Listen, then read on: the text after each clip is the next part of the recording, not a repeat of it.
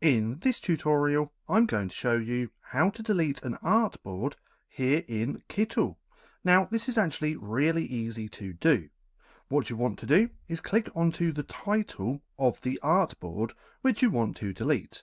So if we click on there, that enables the whole artboard, and from here all we have to do is click backspace on the keyboard or the delete button just like that, and then it has been deleted. Now that's going to be the easiest way to delete an artboard, but you can also click onto the title again, then we can come to the three dots just here, and then we can click on delete just here, just like that. But nonetheless, that's just how simple it is to delete an artboard here in Kittl. Now, if you found this video helpful at all, then please consider giving me a like, as it really helps out the channel. And if you're not too sure what to watch next, click right here and watch this playlist.